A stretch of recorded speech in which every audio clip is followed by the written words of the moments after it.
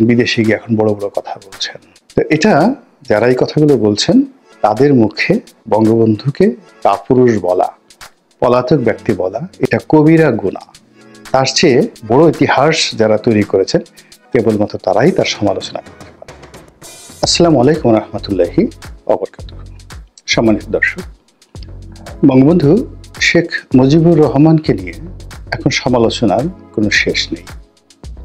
যারা এই মুহূর্তে নিজেদেরকে মনে করছেন যে তারা জয়লাভ করেছেন এবং তারা ক্ষমতা লাভ করতে যাচ্ছেন, কিংবা তারা ক্ষমতা পরিচালনার নিয়ামক, তারা প্রায় সবাই সমস্বরে প্রয়াত এই নেতাকে, বাঙালি জাতির এই নেতাকে অনেক অকথ্য, অশ্লীল এবং অশ্রাব্য ভাষায় সমালোচনা করার চেষ্টা করছেন। কেউ কেউ বলার চেষ্টা করছেন যে তার কোনো সাহসই ছিল না, তিনি কাপুরুষ ছিলেন। অনেকে বলার চেষ্টা করছেন যে 1971 সনে তার কোনো ভূমিকাই ছিল না, তিনি মুক্তিযুদ্ধ চাননি এবং মুক্তিযুদ্ধ না চাওয়ার কারণে তিনি পাকিস্তানে পালিয়ে গিয়েছেন এবং এই পালানোকে বৈধতা দেওয়ার জন্য তিনি নিজে পাকিস্তান কর্তৃপক্ষ, বিশেষ করে বাংলাদেশে যারা দায়িত্বরত ছিল ওই সময়টিতে, সেনাবাহিনীর যারা কর্তা, তাদেরকে টেলিফোন করে বলেছিলেন আমাকে গ্রেপ্তার করো। এই সকল কথা আলোচিত হচ্ছে। বিশেষ করে বঙ্গবন্ধুর যে ঘনিষ্ঠ জন হিসেবে পরিচিত, এবং বলা হয়ে থাকে যে বাংলাদেশের মুক্তিযুদ্ধে শহীদ তাজউদ্দিন আহমেদের ভূমিকা অবিস্মরণীয়, এবং তাজউদ্দিনের জায়গায় অন্য কেউ হলে এই মুক্তিযুদ্ধের সময় আমাদের যে ডিফিকাল্টিসগুলো ছিল এগুলো অনেক অনেক বাড়ত। এই জন্য বঙ্গবন্ধুর সঙ্গে সঙ্গে দ্বিতীয় যে ব্যক্তির নাম মহান মুক্তিযুদ্ধে আসে গৌরবজনক নেতৃত্বের ক্ষেত্রে, পলিটিক্যাল নেতৃত্বের ক্ষেত্রে, তিনি অবশ্যই তাজউদ্দিন আহমেদ। এখন সেই তাজউদ্দিন আহমেদ সাহেবের সন্তানেরা যে ভাষায় বঙ্গবন্ধুকে সমালোচনা করছেন, যেভাবে আওয়ামী লীগের সমালোচনা করছেন, এটি বলতে গেলে একজন ভদ্রলোকের, মানে সে জীবিত হন বা মৃত হন, এটি তাকে জ্বলন্ত চিতায় ফেলে দেওয়ার মতো ঘটনা। সব সহ্য করা যায়, কিন্তু প্রিয়জনের, আপনজনের, কাছের মানুষের যে সমালোচনা, এটি অনেকটা তীরের মতো হৃদয়ে বিঁধে। তো শেখ হাসিনা এই জিনিসটা রেখেছেন। বলতে গেলে সোহেল তাজকে তিনি যদি হিংসে করতেন তাজউদ্দিন সাহেবকে, তাহলে তো সোহেল তাজকে আমেরিকা থেকে এনে মনোনয়ন দেওয়ার কথা না। আবার যখন সোহেল তাজ পদত্যাগ করলেন, তখন তাজউদ্দিন সাহেবকে, যাকে বলা হয়, স্মরণে যদি তিনি না রাখতেন কিংবা তাকে যদি অপমান করা তার বাসনা থাকতো, তাহলে রিমি আপাকে এনে সেখানে নমিনেশন দেওয়ার কোনো প্রয়োজন ছিল না। এবং বলতে গেলে তিনি নিজে প্রধানমন্ত্রী হয়ে তাদের বাসায় গিয়ে রিকোয়েস্ট করে সেই সোহেল তাজের যে আসন, সেখানে তাজউদ্দিন সাহেবের মেয়েকে মনোনয়ন দিয়েছিলেন এবং শেষ দিন পর্যন্ত তিনি সেই দায়িত্বে ছিলেন। তো এটা হয় কি যে বিতর্ক করা যায়, কিন্তু সীমাবদ্ধতা দেখতে হবে। আমি অমুকের পুত্র, অমুকের কন্যা, ইটস ওকে, কিন্তু রাজনৈতিকভাবে মন্ত্রী হওয়ার জন্য, এমপি হওয়ার জন্য, দলীয় পদ পদবি সংরক্ষণ করার, রাখার জন্য বা অধিকার করার জন্য যে ধরনের যোগ্যতা দরকার, সেটি যদি কারোর মধ্যে না থাকে, তাহলে ইচ্ছা করলেই কেউ কাউকে ওখানে বসাতে পারে না। তো এনিওয়ে, যে কোনো কারণেই হোক না কেন, বঙ্গবন্ধু পরিবারের প্রতি বা বিশেষ করে শেখ হাসিনার প্রতি তাজউদ্দিন সাহেবের পরিবারে একটা ক্ষোভ ছিল, এবং সেই ক্ষোভটি এই সময়টিতে এসে এতটা মারাত্মক আকার ধারণ করেছে যা কিনা বঙ্গবন্ধুর যারা আজীবন সমালোচক, তাদেরকে তাদের যে ক্ষমতা, সমালোচনা করার ক্ষমতা, গালি দেওয়ার ক্ষমতা, ক্রোধ দেখানোর ক্ষমতা 100 গুণ বাড়িয়ে দিয়েছে। তো আমার কাছে যে জিনিসটা মনে হয় সেটি হলো যে বঙ্গবন্ধু তার সারাটি জীবন, তিনি যখন কলকাতাতে ছিলেন তখন তার সাহস, মানে মুসলিম লীগ করতেন বা মুসলিম ছাত্রলীগ করতেন, তখন পুরো কলকাতাতে তার সাহসের জন্য, সেটা আপনি ক্যাডার বলেন, গুন্ডা বলেন, মাস্তান বলেন, পলিটিক্যাল অ্যাক্টিভিস্ট বলেন।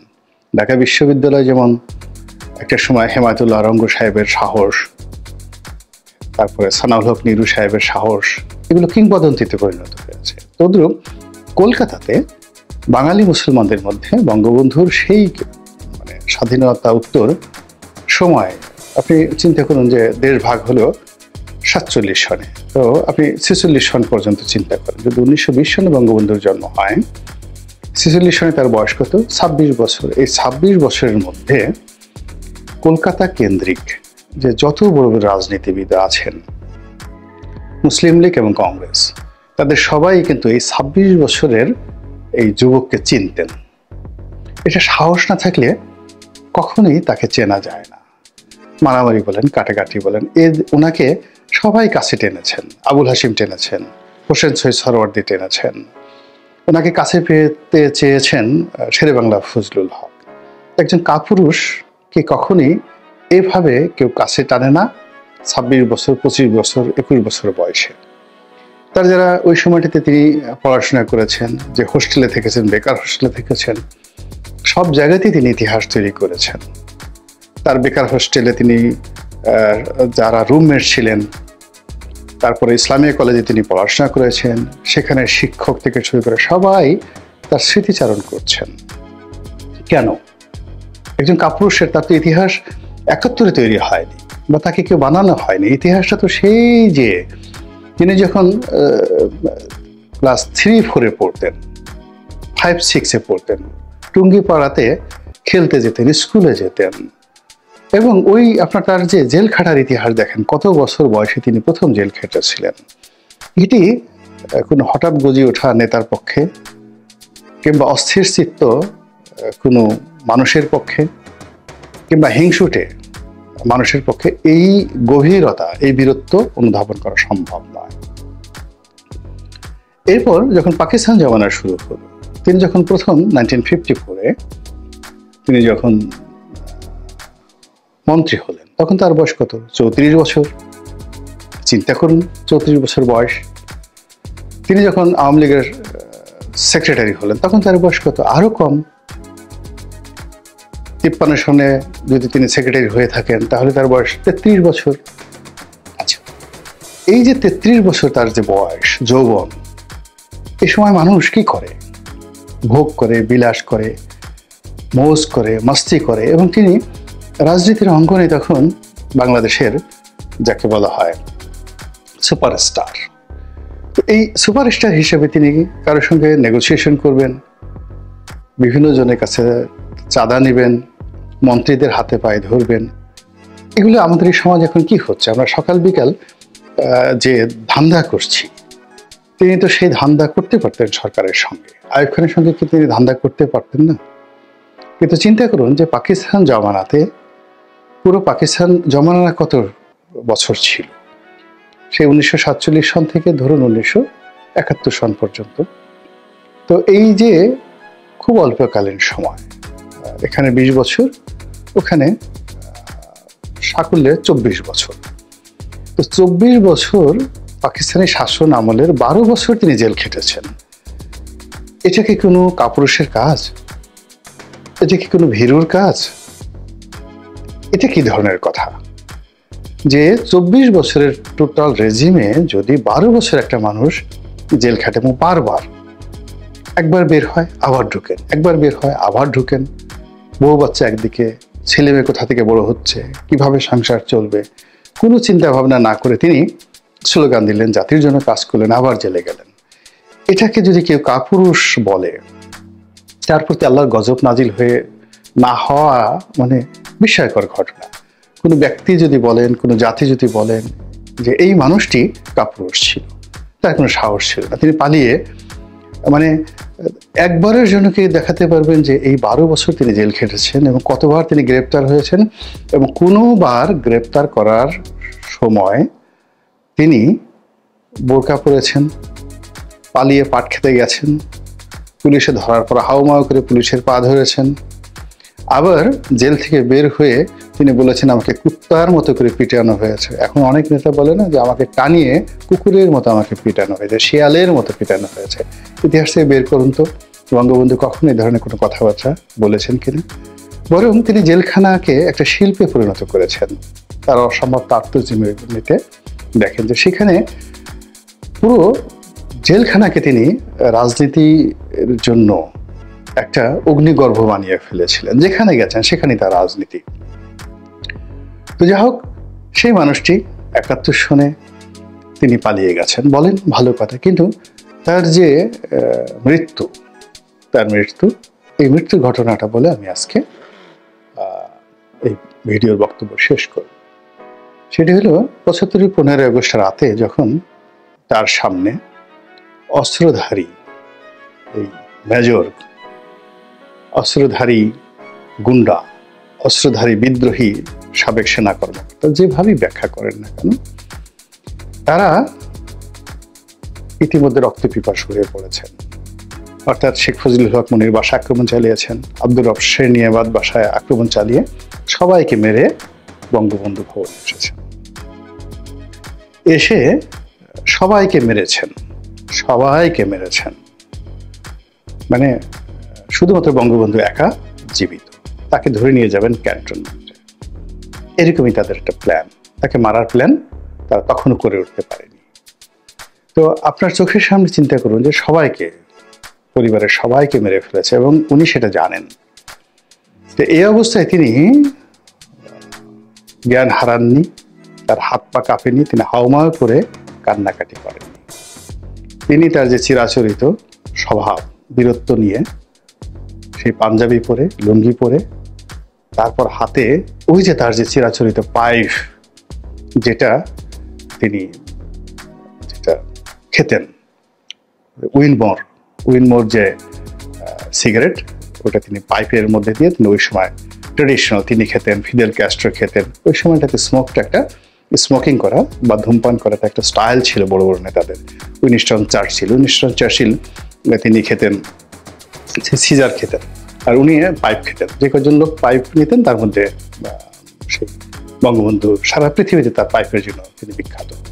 তো সেই পাইপ মুখে দিয়ে সিঁড়ি দিয়ে তিনি ধমকাতে নামছেন, কে তোমরা, কেন এসেছো? আচ্ছা, এই যে যারা খুনি, ইতিমধ্যে তারা খুন করে আসছে এবং ওই বাসা সবাইকে খুন করেছে, পিস্তল সব লোড করা। সেই মেজর মহিউদ্দিন আমাদের গলাচিপাতেই বাড়ি ছিল। অন্যান্য যারা লোকজন আছেন তারা থর করে কাঁপতেছিলেন হাতে এবং বিব্রত হয়ে বলতেছিলেন যে স্যার আপনাকে নিতে এসেছি। হ্যাঁ, তোমরা এত বড় সাহস, অস্ত্র নিয়ে আমার বাসায় ঢুকেছ, আবার আমাকে নিতে কথা বলছো। কিন্তু এর আগে দেখেন, তিনি জানেন আক্রমণ হয়েছে, তিনি জানেন যে তার ছেলে মেয়েকে খুন করে ফেলা হয়েছে, তারপরও তিনি ওখানে দাঁড়িয়ে এই তাদেরকে যে যাকে বলা হয় একটা তর্ক বিতর্কের মধ্যে ফেলে দিয়েছেন, তাদেরকে ট্রাফের মধ্যে ফেলে দিয়েছেন। এটা কোনো কাপুরুষের কাজ নয়। এবং উনি যদি আর মাত্র 1 থেকে 1.5 মিনিট সময় পেতেন, ইতিহাস ভিন্ন হতো। কিন্তু হঠাৎ করে কি হলো, রিসালদার মুসলিউদ্দিন, ইটস এ ডেড কিলার। তো তিনি সেই বাইরে থেকে আসলেন শেখ ফজলুল হক মনির বাসা থেকে, ঢুকেই তিনি দেখতেছিলেন যে অস্ত্রধারী 4-5 জন যারা লোক, তারা বঙ্গবন্ধুর সঙ্গে দাঁড়িয়ে কথা বলছেন এবং তারা কাঁপছেন, আর বঙ্গবন্ধু তাদেরকে ধমকাচ্ছেন। তখন তিনি আর 1 সেকেন্ড দেরি করলেন না, কেননা তিনিও সেই, যদি দেরি করতেন তার সম্মোহনী ক্ষমতার কাছে তিনিও পরাজিত হয়ে যেতেন। আর তিনি সেই সুযোগটা না নিয়ে একেবারে সঙ্গে সঙ্গে গুলি করে দিলেন। আচ্ছা বলেন তো, এটা কোনো কাপুরুষের কাজ? এটা কি কোনো পলাতক যারা দেশ ছেড়ে পালিয়ে যান, ছোট একটু ঘটনা ঘটছে, হয়তো পুলিশে একটা জিডি এন্ট্রি করেছে, একটা মামলা হয়েছে, তো মামলা হওয়ার পর আমি অনেক লোককে জানি যে তাদের গায়ে জ্বর এসে গেছে, সীমান্ত দিয়ে পাড়ি দিয়ে দেশ বিদেশে তারা পালিয়ে গেছেন, বিদেশে গিয়ে এখন বড় বড় কথা বলছেন। তো এটা যারা এই কথাগুলো বলছেন তাদের মুখে বঙ্গবন্ধুকে কাপুরুষ বলা, পলাতক ব্যক্তি বলা, এটা কবিরা গুনাহ। তার চেয়ে বড় ইতিহাস যারা তৈরি করেছেন কেবলমাত্র তারাই তার সমালোচনা করতে পারে। আল্লাহ আমাদেরকে হেদায়েত দান করুন। আসসালামু আলাইকুম ওয়া রাহমাতুল্লাহি ওয়া বারাকাতুহু।